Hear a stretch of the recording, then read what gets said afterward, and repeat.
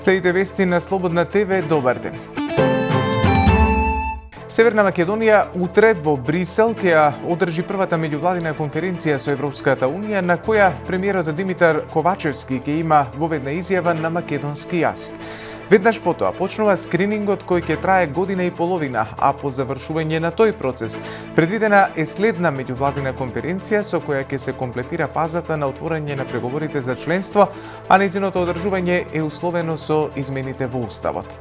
Во Софија вчера беше потпишан и билатералниот протокол меѓу Северна Македонија и Бугарија, а претходно состанок одржаа меѓувладините комисии на кои присуствуваа министрите за надворешни работи Бујар Османи и Теодора Генчовска. Министерот за надворешни работи Бујар Османи рече дека ова за нас е историска можност што после 17 години кандидатски статус Република Северна Македонија добива можност да ги почне преговорите со Европската Унија. Државата одговори државнички и одговорно на сите предизвици со кои се соочуваше во текот на диалогот со Бугарија и Европската Унија. Сите документи кои беа јавно објавени, вклучувајќи го и протоколот, успеа да го заштити македонскиот јазик и идентитет, вели заменик председателот на владата задолжен за европски прашања Бојан Маричиќ во интервју за Српска политика. Според него нема никаква шанса за асимилација, бугаризација, ниту пак територијална претензија. Напротив, добивме еден европски предлог кој овозможува да ги започнеме преговорите со Унијата веднаш со заштитен македонски јазик и идентитет, а истовремено имаме и компромисен документ кој ќе ни овозможи во веќе утврдената рамка на обврски за двете страни побрзо да ги надминеме отворените прашања со Бугарија. Имавме три важни прашања за нас. Јазикот, историските прашања, да не бидат одредница за отворање и затворање на поглавјата и да почнат преговорите сега. Трите ги добивме. Република Бугарија доби условување на втората меѓувладина конференција со уставни измени. Тоа е компромисот, информираше министерот за надворешни работи Бујар Османи на пресконференција на која го презентираше протоколот што беше потпишан со Софија. Рече дека со целата морална и политичка одговорност тврди дека македонскиот јазик останува чист, без фустноти и додавки.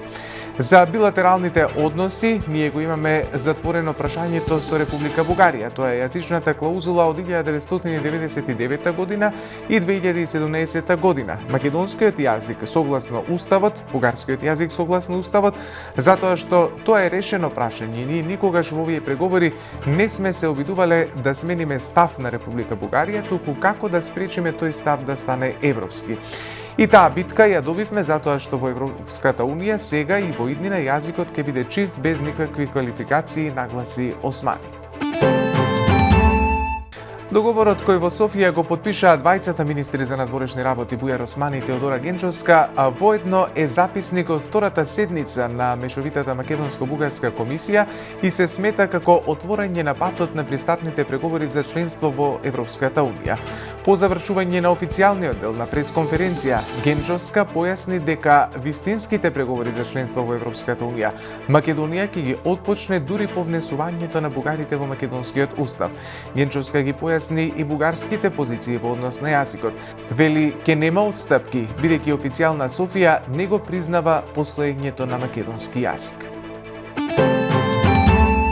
Го поздравувам билатералниот протокол потпишан меѓу Бугарија и Северна Македонија, напиша на Твитер еврокомесарот за проширување Оливер Вархеј. Според него, ова создава услови чешкото председателство со Советот да ја свика првата меѓувладина конференција со Северна Македонија и Албанија со цел да ги започне преговорите за членство во Европската Унија. Европа оди напред, заклучува Вархеј во својот пост. ВМРО ДПМН ќе собира 150.000 потписи за референдумско изјаснување на граѓаните со цел спречување на асимилацијата и бугаризацијата на македонскиот народ и држава, се вели во партиското соопштение на опозицијската ВМРО ДПМН. Македонската јавност по потпишувањето на протоколот помеѓу Македонија и Бугарија конечно имаше можност да ги види предавствата на Ковачевски, Османи и Маричиќ. Граѓаните имаат право да го дадат своето мислење, а со тоа да го искажат својот став во однос на овој дипломатски нокаут од страна на оваа власт предводена од Ковачевски. Граѓаните ќе окажат својот став во однос дали ги поддржуваат оваа рамка и протокол кои значат менување на историјата, учебници, култура и идентитет на државата и македонскиот народ. Референдумското гласање од страна на граѓаните не значи повлекување на блокадата на ВМРО ДПМН и пратениците од коалицијата на уставните измени, туку напротив и покрај блокадата на уставните измени, граѓаните ќе имаат можност да го кажат своето мислење дали се за или против ова предавство, велат од ВМРО ДПМН. Владеачката СДСМ вели сите лаги, деструкции и крвави сценарија на председателот на ВМРО ДПМН Христијан Мицкоски паднале во вода. Во реакција по неговото интервју на телевизија Сител, велат досега немало политичар кој вака лажел и бил разобличен до крај. Имаме чист македонски јазик во Европската Унија и целосно заштитен идентитет. Откако беше јавно представен протоколот, се виде се што кажа Мицкоски е лага. Протоколот ги разобличи сите невистини на ВМРО ДПМН и Мицкоски. Има реципроцитет за сите прашања. И наместо да им се извини на граѓаните за лагите, тој постојано ги повторува истите, се вели во реакцијата на СДСМ. Според партијата, државата на чело со СДСМ покажала дека е возможно да се најде решение за сите отворени прашања и оти може да се продолжи интеграцијата на Европската Унија со заштитен македонски јазик и идентитет. Вести од регионот и светот.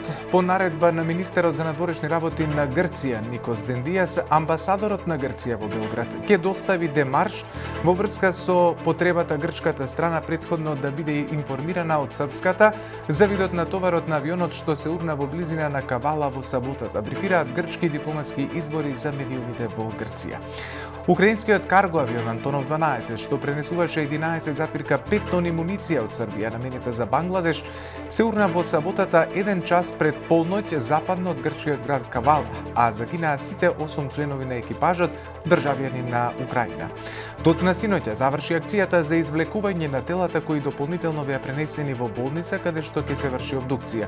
Спасувачките екипи понатаму се на терен во делот каде што се урна авионот и се во потрага по црните кутии. А Европската Унија ќе разгледа можноста за заострување на санкциите кон Русија, бидејќи Москва е обвинета дека ја искористила нуклеарната централа во Запорожје, што ја зазема за складирање оружје и лансирање проектили кон околните региони на Јужна Украина.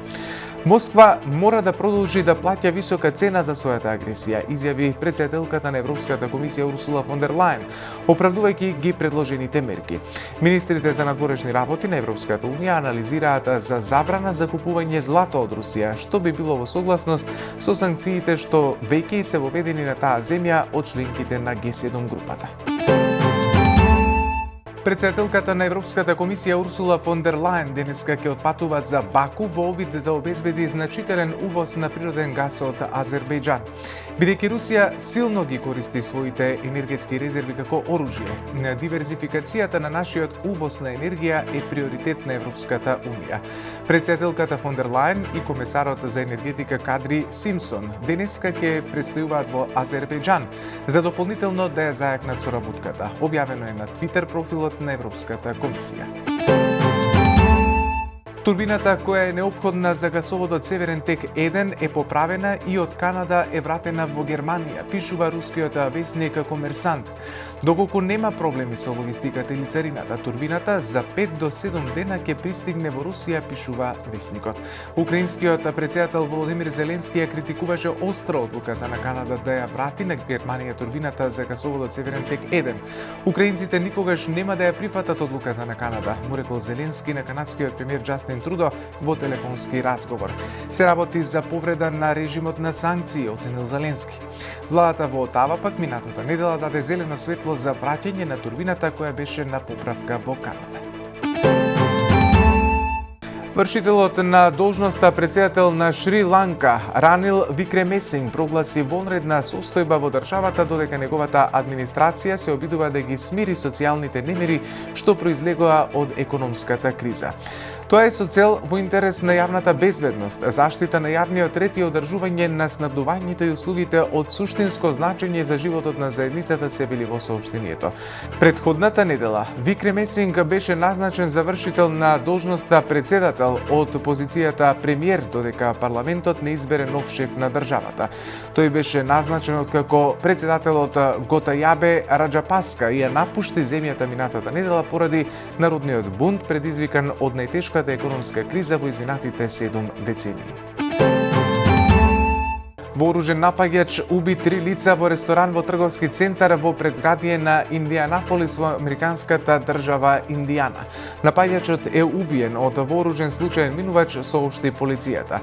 Машкото лице синоќа со пушка влегло во трговскиот центар Гринвуд Парк и почнало да пука во ресторан, појасни шефот на полицијата на Гринвуд Џим Ајсон. Според Ајсон, 2 лица се повредени. Пребаран е целиот трговски центар, но се верува дека нападот бил ограничен само во делот на ресторани. Со оваа информација го заокружуваме овој преглед на вестите.